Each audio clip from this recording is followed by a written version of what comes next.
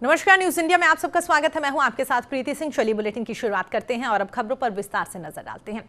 राजधानी जयपुर में तेज बरसात के बीच में रविवार को आमेर महल में बने वॉच टावर पर बिजली गिर गई और यहां पर घूम रहे 35 से ज्यादा टूरिस्ट इसकी चपेट में आ गए हैं। जानकारी के मुताबिक अब तक 11 लोगों की मौत की खबर सामने आ चुकी है, जबकि 20 से ज्यादा लोग घायल बताए जा रहे हैं, जिनका अस्पताल में लगातार उपचार चल रहा है। घटना में कई लोग पहाड़ी से नीचे झाड़ियों में भी गिर गए हैं।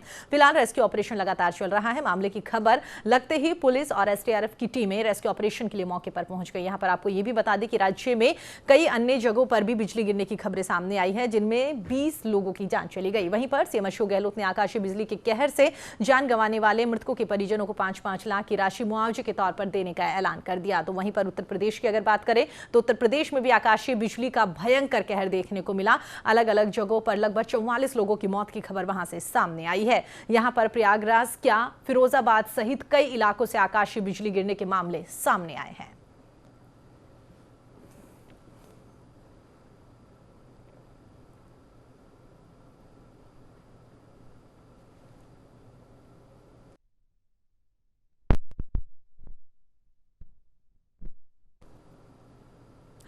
कोरोना काल के बीच में ओडिशा के पुरी और गुजरात के अहमदाबाद में सोमवार को भगवान जगन्नाथ की रथ यात्रा निकाली जा रही है। कोरोना संकट के कारण इस बार भी श्रद्धालुओं को यात्रा में शामिल होने की परमिशन नहीं दी गई।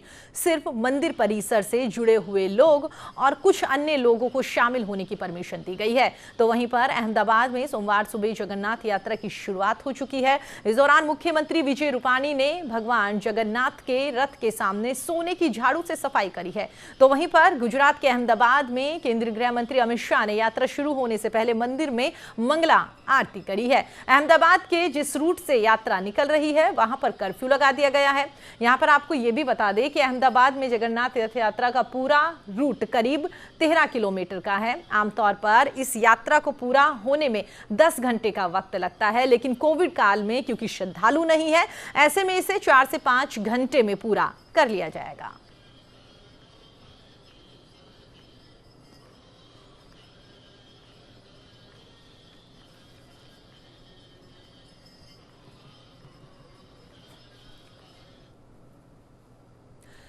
आगे बढ़ते हैं तो आपको बता दें, मोदी कैबिनेट से हटाए गए रविशंकर प्रसाद को तमिलनाडु का राज्यपाल बनाए जाने की अटकलें अब तेज हो गई है। स्थानीय मीडिया ने जानकारी दी है कि रविशंकर प्रसाद को तमिलनाडु का राज्यपाल बनाने का फैसला हो चुका है और इसका औपचारिक ऐलान बाकी है।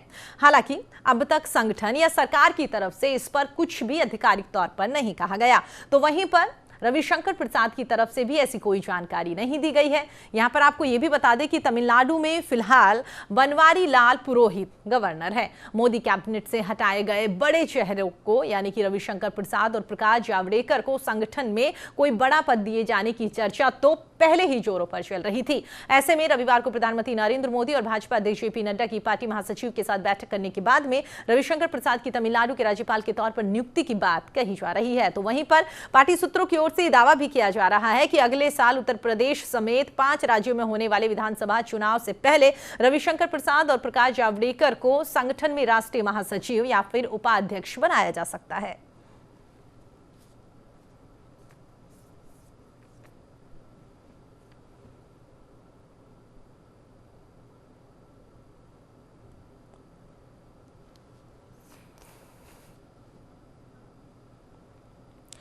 तो आपको बता दें, हाल ही में मोदी मंत्रिमंडल का विस्तार हुआ है और मोदी मंत्रिमंडल के विस्तार से पहले 11 केंद्रीय मंत्रियों की ओर से यहां पर इस्तीफा दिया गया था। और आपको ये भी बता दें कि भारतीय जनता पार्टी के जितने भी बड़े नेता हैं जिन्होंने इस्तीफा दिया है मंत्रिमंडल से पहले, कहा जा रहा है कि उन्हें पार्टी 5 राज्यों में आगामी विधानसभा चुनाव को देखते हुए कोई अहम पद दे सकती है। वहीं अगर रविशंकर प्रसाद की हम बात करें तो कहा जा रहा है कि आगामी दिनों में रविशंकर प्रसाद को तमिलनाडु का राज्यपाल बनाया जा सकता है। इसके अलावा अगर हम बात करें प्रकाश जावड़ेकर की, तो उनको लेकर कहा जा रहा है कि शायद आने वाले दिनों में उन्हें पार्टी का महासचिव या उपाध्यक्ष बनाया जा सकता है। कुल मिलाकर कह सकते हैं कि आगामी विधानसभा चुनाव को लेकर भारतीय जनता पार्टी जहां लगातार तैयारियों में जुटती हुई नजर आ रही है, तो भारतीय जनता पार्टी ये बिल्कुल भी नहीं चाहती कि इतने सालों से जो तमाम वरिष्ठ लोग जो हैं संगठन से जुड़े हुए हैं, उन्हें अब मंत्रिमंडल विस्तार से पहले हटा दिया गया है, तो उनके मन में कहीं नाराजगी ना आ जाए। इस वजह से उन्हें कोई उच्च पद यहां पर दिया जाएगा ताकि वो आगामी विधानसभा चुनाव में पार्टी को और भी मजबूत करते हुए नजर आए। और इसी के मद्देनजर इस वक्त की बड़ी खबर आपको बता रहे हैं। कहा जा रहा है कि प्रधानमंत्री नरेंद्र मोदी की कल भारतीय जनता पार्टी के अध्यक्ष जेपी नड्डा से मुलाकात हुई थी। तमाम और बड़े नेता थे जिनसे प्रधानमंत्री नरेंद्र मोदी ने मुलाकात करी है और उस मुलाकात के बाद में जिन 11 मंत्रियों को यहां पर प्रधानमंत्री नरेंद्र मोदी की सरकार में मोदी मंत्रिमंडल विस्तार से पहले हटाया गया था, उन्हें यहां पर कोई बड़ा पद दिया जा सकता है। और फिलहाल रविशंकर प्रसाद को लेकर अटकलें चल रही हैं कि आने वाले दिनों में उन्हें तमिलनाडु का राज्यपाल बनाया जा सकता है।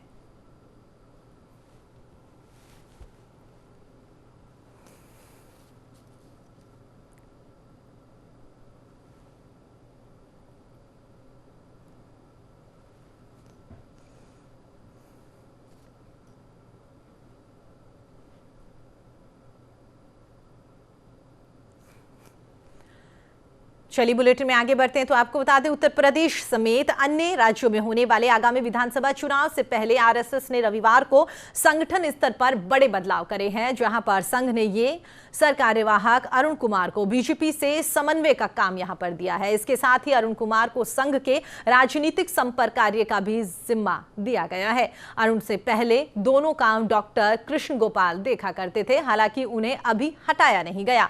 सूत्रों की माने तो कृष्ण गोपाल से स्वास्थ्य कारणों से ये जिम्मेदारी वापस ली गई है। इसके अलावा आरएसएस ने पश्चिम बंगाल में भी बड़ा बदलाव किया है।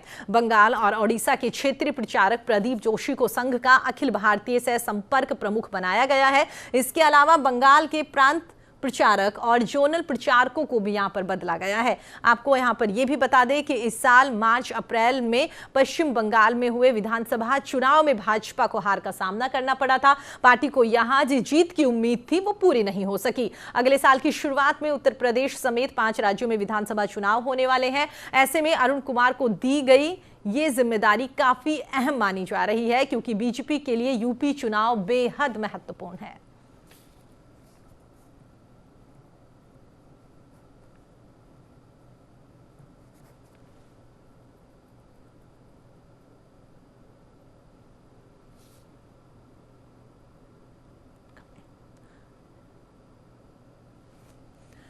तो आपको बता दें आगामी विधानसभा चुनाव को लेकर जहां भारतीय जनता पार्टी और तमाम दूसरी पार्टियां तैयारियां करती हुई नजर आ रही है, तो उसी को लेकर कह सकते हैं कि संघ भी लगातार यहां पर अपने संगठन में फेरबदल करता हुआ दिखाई दे रहा है। यूपी चुनाव से पहले आरएसएस में बदलाव दिखाई दे सकता है। कहा जा रहा है बीजेपी और संघ के बीच में समन्वय किस तरीके से बनाया जा सके, इसकी जिम्मेदारी आने वाले दिनों में अरुण कुमार को दी जा सकती है। कहा जा रहा है इस पद पर जो पहले से मौजूद है उन्हें अभी तक हटाया नहीं गया है, लेकिन इस तरीके से कयास लगाए जा रहे हैं। अंदर खाने से सुगबुगाहट के बाद ये खबरें निकलकर सामने आ रही है कि अरुण कुमार यहां पर भारतीय जनता पार्टी और संघ के बीच में समन्वय का काम करते हुए नजर आ सकते हैं कि किस तरीके से दोनों के बीच में सही तालमेल बैठा रहे। आगामी विधानसभा चुनाव को लेकर दोनों की विचारधारा जो है वो एक साथ मिलकर यहां पर काम करती हुई नजर आए, उसी के लिए यहां पर आने वाले दिनों में अरुण कुमार को बड़ी जिम्मेदारी दी जा सकती है।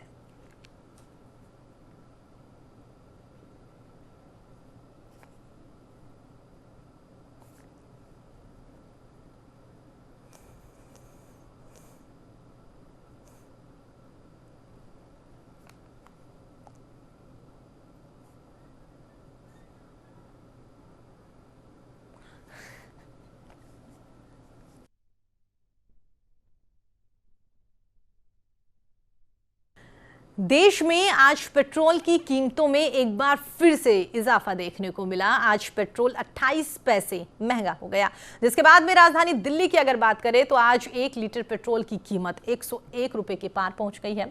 हालांकि आज डीजल 16 पैसे सस्ता जरूर हुआ है। दिल्ली में अब तक लीटर पेट्रोल की अगर हम बात करें तो 1 लीटर पेट्रोल 101 रुपए और 23 पैसे के हिसाब से बिक रहा है। साथ ही आपको बता दें 1 लीटर डीजल की अगर बात करें तो 89 रुपए और 76 पैसे के बीच में मिल रहा है। शनिवार को पेट्रोल की कीमतों में 35 पैसे की बढ़ोतरी देखने को मिली थी। देश के सभी महानगरों में पेट्रोल की कीमतें अब 100 रुपए प्रति लीटर को पार करती हुई दिखाई दे रही है। इनमें भी सबसे ज्यादा महंगा पेट्रोल मुंबई में मिल रहा है, लेकिन देश में सबसे महंगा पेट्रोल राजस्थान के श्रीगंगानगर में भी मिल रहा है, जहां पर 1 लीटर पेट्रोल के लिए आपको 111.53 रुपए चुकाने पड़ेंगे, जबकि डीजल की अगर हम बात करें तो यहां पर 103 रुपए आपको देने पड़ेंगे।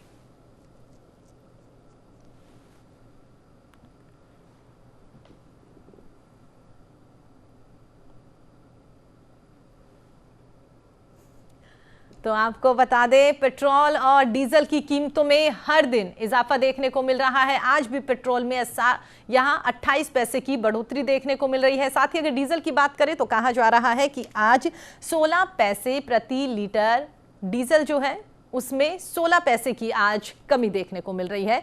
साथ ही आपको यह भी बता दें,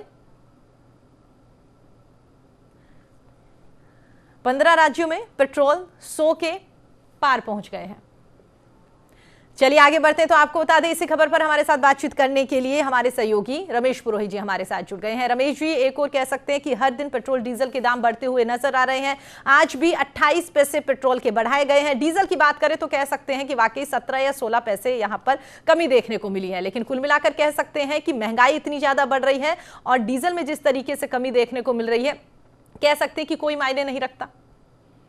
जी प्रीति, सही कह रही है कि पिछले काफी समय से पेट्रोल और डीजल में कीमतों में जो लगातार वृद्धि हो रही है, वह केंद्र सरकार के लिए एक बहुत बड़ी चुनौती और परेशानी का सबब बनता जा रहा है। लंबे अरसे से जब से ये पेट्रोल और डीजल को खुले कंपनियों के हवाले कर दिया है, तब से लगाकर और दूसरा रोजाना इसके ऊपर जो क्या कहना चाहिए, पेट्रोल और इनकी जो कीमतें जो तय की जाती है उससे भी, तो कुल मिलाकर अब की बार जो मोदी सरकार की जो थी ना महंगाई की मार और नई सहेगी जनता को जो लोग लुभावने बातें करके, अब आज की तारीख में अगर आप सड़कों पर उतर करके लोगों से बात करो तो सबसे बड़ी जो चिंता आ रही है वो पेट्रोल और डीजल की कीमतों को लेकर आ रही है। ये तो हुआ एक चीज, लेकिन इसके जो साइड इफेक्ट है वो बहुत गंभीर होते जा रहे हैं कि कोई भी वस्तु जो है आज महंगाई से नीचे नहीं है। कहने का मतलब यह है कि आप हर हफ्ते अगर बाजार जाते हो तो कीमतों में 2-4 रुपए की वृद्धि दिखती है। जैसे मान लो किराना को कल सामान लेने जाओ आप, तो दाल हो या कोई भी चीज लेने आप जाओगे कंज्यूमर आइटम, तो उस पे 5-10 रुपए जो ज्यादा बढ़ते हैं तो ग्राहक जो दुकानदारों से सवाल करते हैं, तो जवाब में उत्तर ये आता है कि क्या करें साहब, डीजल की जो कीमतें होने से ट्रांसपोर्टेशन महंगा हो गया, ट्रांसपोर्टेशन महंगा होने से ढुलाई महंगी हो गई, उसका असर कीमतों पर पड़ रहा है। तो ये एक जो दुष्चक्र है वह अभी भी केंद्र सरकार के जो इकोनॉमिस्ट है वो उसको संभाल नहीं पा रहा है। कारण कुछ भी हो, लेकिन विकास की अगर बात करता हूँ तो विकास की अवधारणा में भी एक सामंजस्यता दिखती है, एक समन्वय दिखता है, कोऑर्डिनेशन दिखता है। विकास करना चाहिए, लेकिन और तीसरी बात और लास्ट ये कि डीजल और पेट्रोल की कीमतों को जीएसटी के दायरे में लाने के लिए बीजेपी ने सबसे पहले सवाल उठाए थे जब पिछली सरकार थी तब।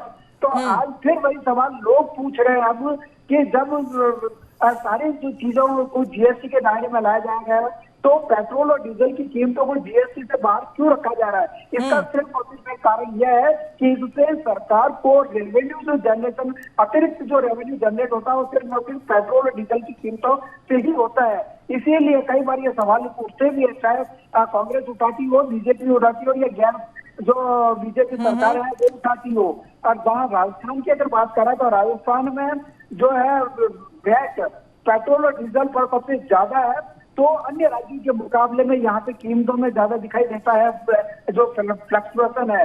इसीलिए कई बार कहा भी जा रहा है, सरकार के भी गुहार लगाई जा रही है कि कम से कम राजस्थान में वैट को जो है उस सीमा तक लाओ ताकि पड़ोसी राज्य जैसे हरियाणा और पंजाब में जो पेट्रोल और डीजल की कीमतें हैं वो यहाँ पर सस्ती है। तो कुल मिलाकर नहीं कि राजनीतिक बहस का विषय है, राजनीतिक दिल इच्छा शक्ति की बात है। सभी अगर बिल्कुल रमेश जी, और सबसे बड़ी बात ये है ना, जिस तरीके से आपने कहा कि पेट्रोल डीजल के दाम अगर यहाँ पर बढ़ भी जाते हैं तो कह सकते हैं कि और चीजों के दाम अगर यहाँ पर कम हो जाए, तेल की अगर बात करें, सब्जी की बात करें या जो भी जरूरतमंद की चीजें हैं वहां पर अगर चीजें सस्ती हो जाए, उनके दाम कम कर दिए जाए तो कहीं ना कहीं इंसान यहाँ पर पेट्रोल डीजल के दामों को एक बार में झेल भी लेगा। लेकिन सबसे बड़ी बात यह है कि उनके दाम तो बढ़ ही रहे हैं, इसके साथ साथ आम जरूरत की चीजें हैं उनके दाम भी लगातार बढ़ते हुए नजर आ रहे हैं। चीजें कम हो गई हैं, दाम बढ़ते हुए दिखाई दे रहे हैं। जी बिल्कुल सही कह रही हैं आपके। इसका मैं बता रहा हूँ आपको, उद्योग और व्यवसाय जगत का जो सबसे बड़ा जो बहाना अभी जो इन दिनों में जो चल रहा है वो उनका ये कहना है कि हम कह रहे हैं हमारे हाथ की बात नहीं है। पेट्रोल और डीजल की कीमतें अगर कम हो जाती है तो जो कंज्यूमर आइटम्स हैं, जिसकी आप दाल चीनी बिल्कुल बिल्कुल जो खान के किराने के आइटम्स हो या सब्जियों की, आप सब्जियों की अगर बाजार में दुकानों पर अगर सब्जी खरीदने जाओ तो किसान यही कहता है कि अगर डीजल का जो है भाड़ा इतना महंगा होता है कि जहाँ से ये सामान आते हैं, आइटम्स आते हैं, सब्जियां आती है, फल आते हैं, उनका भाड़ा ही बहुत महंगा है, तो हम कहाँ से उसको बियर करें। तो कुल मिलाकर के दुष्चक्र इस बात को लेकर के है कि इसको तोड़ा कैसे जाए, और यह सिर्फ पॉलिटिकल विल से ही हो सकता है कि इसके ऊपर सभी दल एक साथ में मिल बैठ करके अगर पेट्रोल और डीजल की कीमतों को जीएसटी के दायरे में लिया जाता है, तो जब हम बात करते हैं कि एक देश और एक कानून, एक देश और एक मूल्य, तो उस तरह से पूरे देश में एक तरह का ही सिमिलरिटी, पेट्रोल कहीं आप अगर मान लो दिल्ली में खरीदने जाओगे या आप गुजरात में खरीदने जाओगे, अहमदाबाद कहीं से भी खरीदो एक ही रेट में मिलेगा। ये जो प्रोसेस है वो कहीं न कहीं आपको पहल करनी ही पड़ेगी, आप तो कल करनी पड़ेगी। आप चूंकि संसद का सत्र भी शुरू होगा मानसून का, और राज्य में जो है विधानसभा के जो है मानसून सत्र भी शुरू होने वाला है, तो लिहाजा महंगाई का जो मसला है वह राजनीतिक बहस का सबसे बड़ा मुद्दा बनेगा। इसके लिए सरकारों को अभी से ही तैयार रह जाना चाहिए, सचेत होना चाहिए, और किसी बिल्कुल पुरोहित जी, देखिए उस बात से भी तो इनकार नहीं कर सकते ना, जब कांग्रेस की सरकार थी 70 के आसपास पेट्रोल गया था, तब भारतीय जनता पार्टी के नेताओं की ओर से सड़क पर उतरकर कितना प्रदर्शन किया गया था। कहा जा रहा था कि लगातार भ्रष्टाचार किया जा रहा है, आम जन तक जो है वो सरकार की सही चीजें जो हैं वो सही तरीके से नहीं पहुंच पा रही, बीच में जो तमाम लोग हैं वो भ्रष्टाचार करते हुए नजर आते हैं, सरकार जो है आम जन का ध्यान यहाँ पर सही तरीके से नहीं रख रही। अब यहाँ पर 100 के पार भी पेट्रोल डीजल पहुंच रहा है, तो उसको लेकर भी भारतीय जनता पार्टी की ओर से कुछ नहीं कहा जाता। कह सकते हैं कि आने वाले दिनों में कहीं ना कहीं सरकार को इसका खामियाजा भुगतना पड़ेगा, क्योंकि बहुत सारे राज्य ऐसे हैं जहां पर लगातार पेट्रोल डीजल की कीमतों को लेकर प्रदर्शन हम देखते हैं।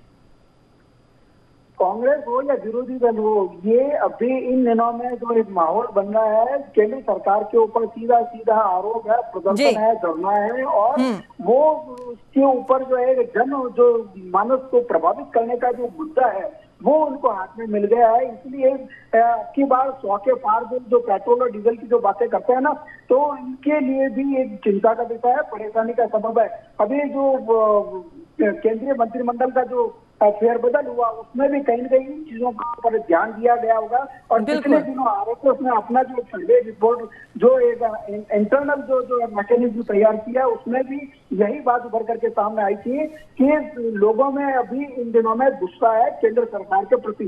कई कारण है उसमें, चाहे वो सामाजिक हो चाहे आर्थिक हो, खास करके युवा वर्ग में एक बेचैनी है। एक तो क्या कहते हैं नौकरियां नहीं मिल रही है, बेरोजगारी की जो है दर बढ़ती जा रही है, उत्पादन ढंग से नहीं हो रहा है, और इंडस्ट्री अपना पूरी तरीके से क्षमता से काम नहीं कर रही है। तो ये जो एक विरोधाभास और असमंजस की जो स्थिति पैदा हुई है उसमें कहीं न कहीं केंद्र सरकार को अब कड़ाई से इसके ऊपर कंट्रोल करना पड़ेगा, तभी वह इसके ऊपर रोक लगा सकती है या एक जनमानस को प्रभावित कर सकती है। अन्यथा आने वाले दिन जो है केंद्र सरकार के लिए, बीजेपी के लिए चिंता का सबब जरूर बनेंगे। चलिए रमेश जी, हमारे साथ जुड़ने के लिए, तमाम जानकारी हमारे साथ साझा करने के लिए आपका बहुत बहुत धन्यवाद।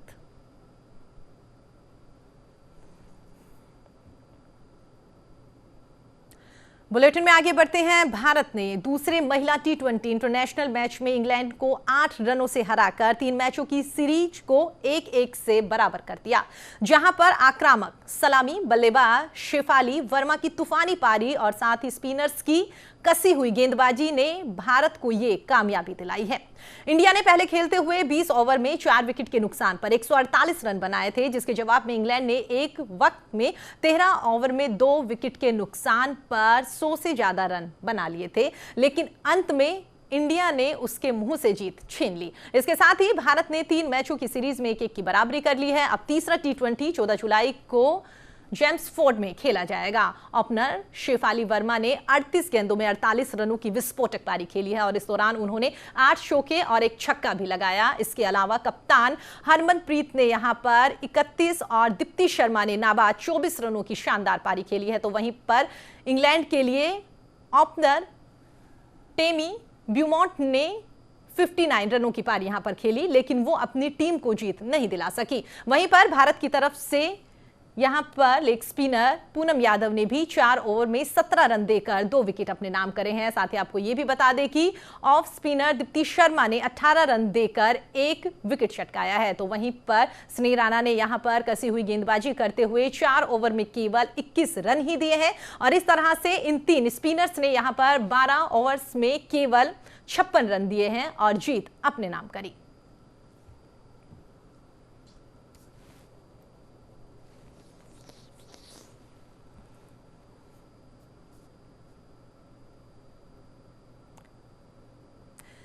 तीन दिन के ब्रेक के बाद में आज फिर से मुंबई के सभी टीकाकरण केंद्रों पर टीकाकरण होगा। आपको यहां पर यह भी बता दें कि शनिवार देर रात को मुंबई को वैक्सीन की 85,000 डोज केंद्र की तरफ से दी गई है। इतनी डोज सोमवार के लिए पर्याप्त है। हालांकि अब भी मुंबई के पास में सिर्फ 2 दिनों सोमवार और मंगलवार की डोज ही बची हुई है। बीएमसी को उम्मीद है कि सोमवार और मंगलवार की रात को केंद्र की ओर से वैक्सीन और भी यहां पर दी जाएगी, जिसके बाद में किसी दिन भी टीकाकरण अभियान को रोकना नहीं पड़ेगा। हालांकि केंद्र सरकार की ओर से कहा गया है कि राज्यों के पास में अभी करीब 1,44,00,000 के आसपास वैक्सीन बची हुई है। तो वहीं पर आज 9 बजे से शाम 5 बजे के बीच में मुंबई के सभी केंद्रों पर लोगों का यहां पर टीकाकरण किया जाएगा। महाराष्ट्र में पिछले 24 घंटे में कोरोना संक्रमण के 8,535 नए मामले दर्ज किए गए हैं। वहीं पर पिछले 24 घंटे में 156 लोगों की मौत हो गई है और इलाज के बाद में 6,000 से ज्यादा लोग रिकवर होकर अपने घर पहुंचे।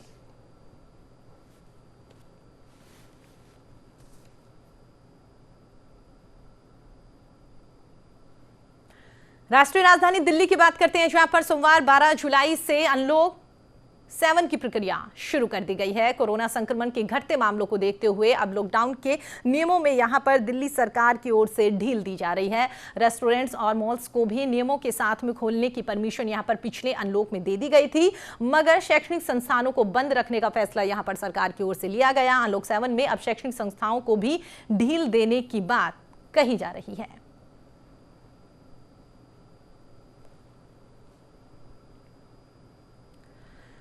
देश में पिछले 24 घंटों में कोरोना के 37,154 नए मामले निकलकर सामने आए हैं। इस दौरान 724 लोगों की संक्रमण के चलते जान चली गई। वहीं पर रिकवरी रेट बढ़कर 97.22 पर पहुंच गया है। देश में इस वक्त 4,50,000 से ज्यादा एक्टिव कोरोना के मामले बताए जा रहे हैं। वहीं पर स्वास्थ्य मंत्रालय के मुताबिक देश में कल कोरोना वायरस के लिए 14,32,343 सैंपल टेस्ट किए गए थे, जहां कल तक कुल 43 करोड़ से ज्यादा सैंपल टेस्ट किए जा चुके हैं। देश में कुल कोरोना मामलों का आंकड़ा बढ़कर 3,08,74,376 के पार पहुंच गया है और कुल रिकवर हुए मामलों की संख्या की अगर बात करें तो वो 3 करोड़ के पार बताई जा रही है।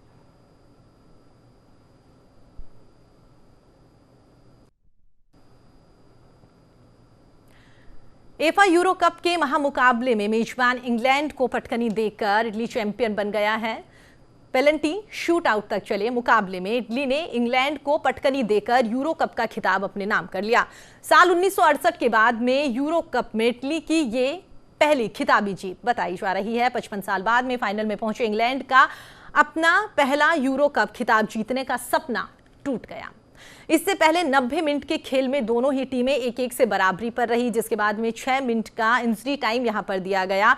इंजरी टाइम में कोई भी टीम गोल नहीं कर सकी, जिसके बाद में 30 मिनट के एक्स्ट्रा टाइम का खेल यहां पर किया गया। एक्स्ट्रा टाइम के खेल में भी दोनों में से कोई टीम गोल नहीं कर सकी। मुकाबला एक्स्ट्रा टाइम में भी बराबरी पर छूटने के बाद में नतीजे के लिए पेनल्टी शूटआउट का सहारा लिया गया, जहां पर पेनल्टी शूटआउट में इटली ने इंग्लैंड को पटकनी दे दी और साथ ही पेनल्टी शूटआउट में इटली ने 5 में से 3 दफे गेंद को गोल पोस्ट में डाला है, जबकि इंग्लैंड के खिलाड़ी ऐसा सिर्फ 2 दफा कर सके।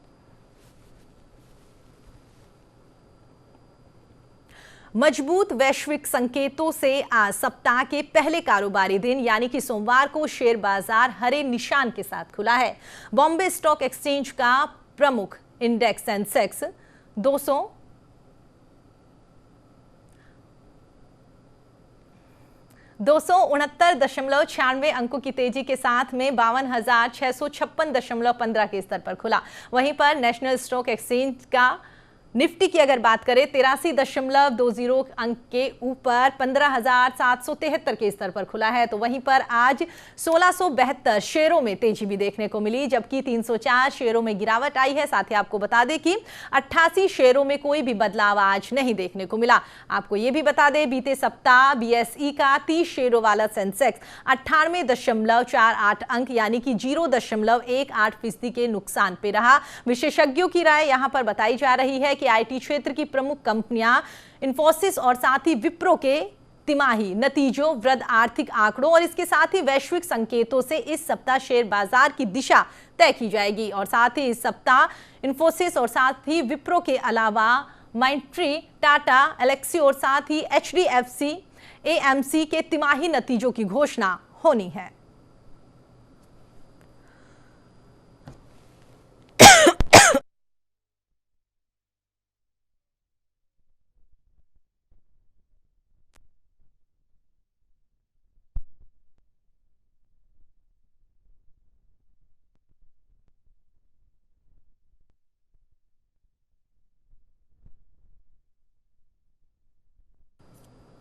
जयपुर के रेनवाल थाना इलाके में आपसी कहासुनी में पड़ोसी ने कटार से वार करके युवक को घायल कर दिया।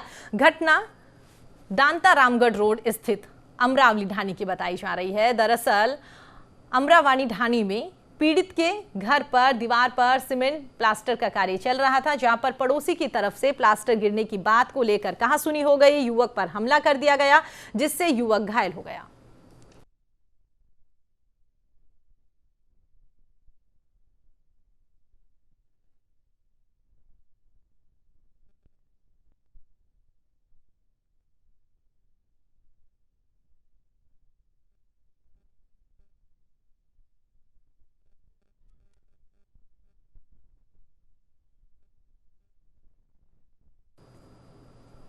रेनवाल थाना पुलिस ने दाता रामगढ़ बाईपास पर एक होटल से 8 युवकों को संदिग्ध अवस्था में गिरफ्तार कर लिया।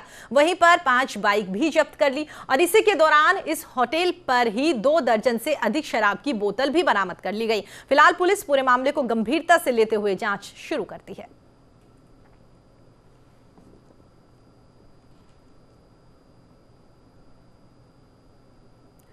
जयपुर के रेनवाल थाना क्षेत्र के खालडा में मिंडा रोड पर संचालित एक आरा मशीन की चपेट में आने से एक व्यक्ति की मौत हो गई। मिली जानकारी के अनुसार महर्षि परशुराम कॉलेज के पास में पांचूराम बागड़ा की आरा मशीन पर कार्य कर रहे राजू योगी की मशीन की तेज धार पत्ती की चपेट में आने से वो घायल हो गए, जिसे उपचार के लिए अस्पताल में भर्ती करवाया गया, जहां पर उन्होंने दम तोड़ दिया।